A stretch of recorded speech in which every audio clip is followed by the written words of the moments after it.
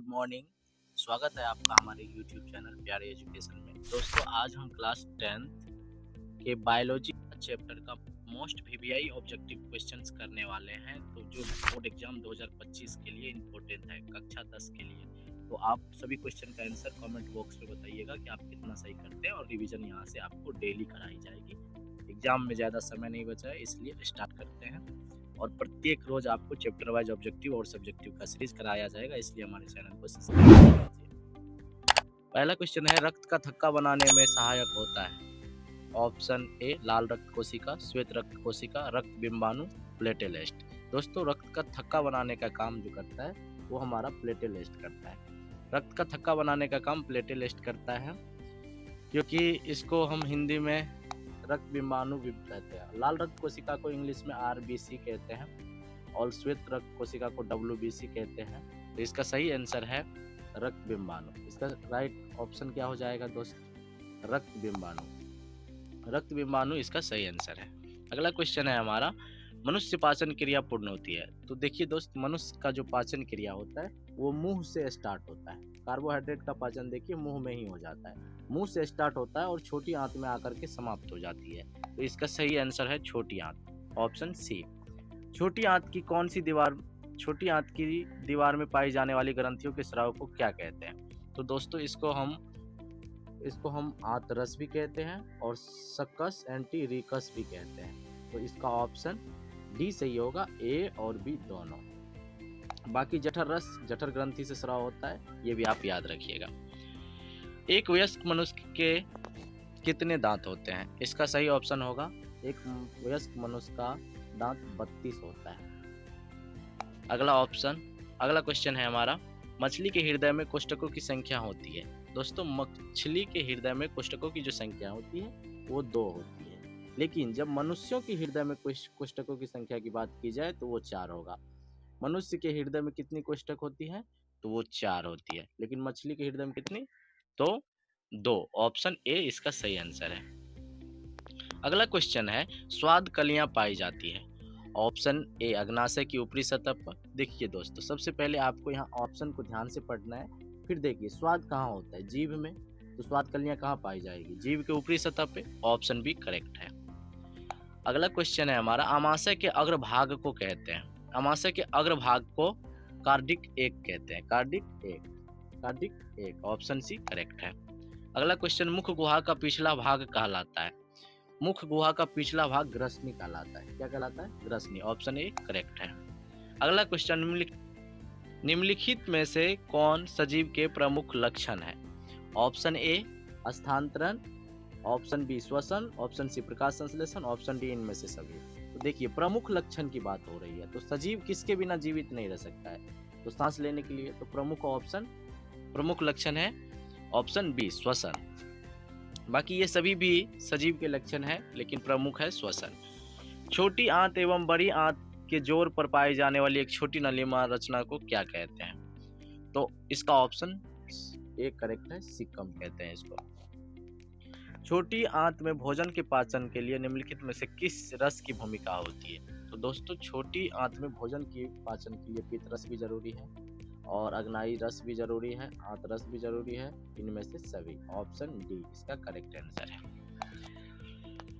अमाशय में अधपचे भोजन के लेई की तरह के रूप को क्या कहते हैं? इसको हम काइम कहते हैं। क्या? काइम कहते हैं। इसका ऑप्शन ए सही है।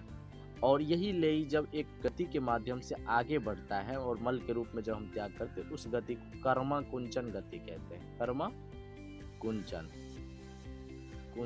गति कहते हैं उसको, ये भी याद रखिएगा। अगला ऑब्जेक्टिव है हमारा, निम्नलिखित में कौन अमीनो अम्ल के विखंडन से बनता है? ऑप्शन सी अमोनिया। अमीनो अम्ल है तो अमोनिया के ही विखंडन से बनेगा। आप केमिस्ट्री तो जानते ही हैं।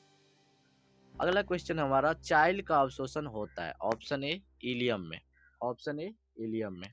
अगला क्वेश्चन है हमारा, मनुष्य के आहार नाल की कौन सी रचना अवशेषीय अंग है?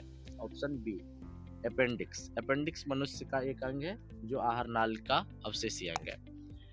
दांत अस्थि क्षय कारण है, तो इसका ऑप्शन डी सही है, इनमें सभी। दांत मीठा चीज खाने से भी खराब होता है, बैक्टीरिया और अम्ल के कारण से सही साफ सफाई न करने से भी दंत क्षय होता है, मतलब दांतों का टूटना शुरू हो जाता है। अगला क्वेश्चन है हमारा, डेंटाइन के ऊपर दांतों की सुरक्षा हेतु पाई जाने वाली कठोर परत को क्या कहते हैं? तो दोस्तों इसको हम लोग इनामेल कहते हैं। सबसे कठोर परत यही हमारे शरीर में सबसे कठोर होता है, इनामेल। ये भी आपको पूछा जाएगा। पेरामीशियम में भोजन का अंतर्ग्रहण होता है तो कोशिका मुख्य द्वार द्वारा और उत्पाद द्वारा अमीबा अपना भोजन पकड़ लेता है। अगला क्वेश्चन है हमारा, प्रकाश संश्लेषी इकाई है। दोस्तों इकाई, प्रकाश संश्लेषण इकाई के लिए क्लोरोफिल आवश्यक है, जिसको हिंदी में हम लोग पर्णहरित या हरित लवक कहते हैं। प्रकाश संश्लेषण प्रक्रिया का मुख्य उत्पाद है ऑप्शन बी ऑक्सीजन। प्रकाश संश्लेषण में ऑक्सीजन बनता है, जल भी बनता है, ग्लूकोज भी बनता है, लेकिन प्रमुख उत्पाद क्या है? ऑक्सीजन। O2 हम लोग लेते हैं और CO2 छोड़ते हैं। पेड़ पौधे CO2 लेते हैं और O2 छोड़ते हैं। ये प्रक्रिया है। अगला है, पेरामीशियम में पाई जाने वाली पोषण की विधि को क्या कहते हैं?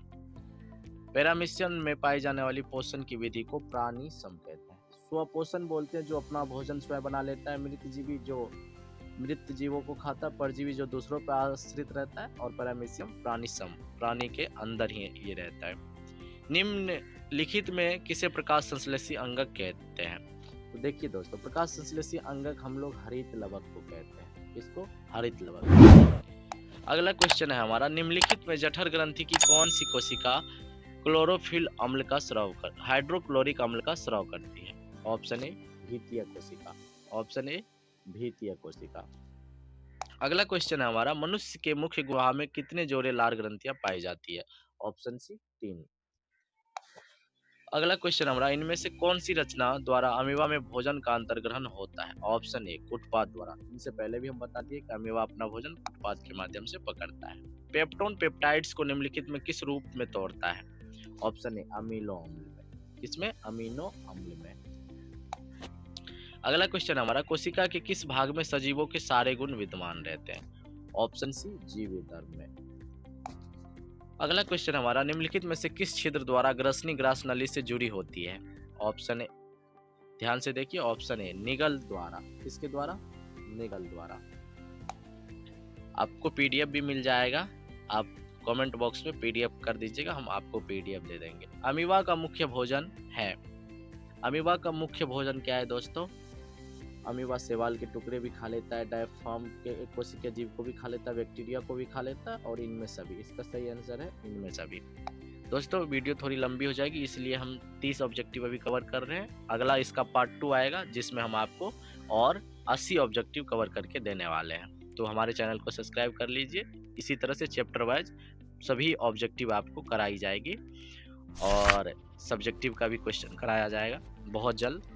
हमें आपकी सपोर्ट की ज़रूरत है, आप हमें सपोर्ट कीजिए, हम आपके लिए मेहनत करते रहेंगे। जय हिंद, जय भारत।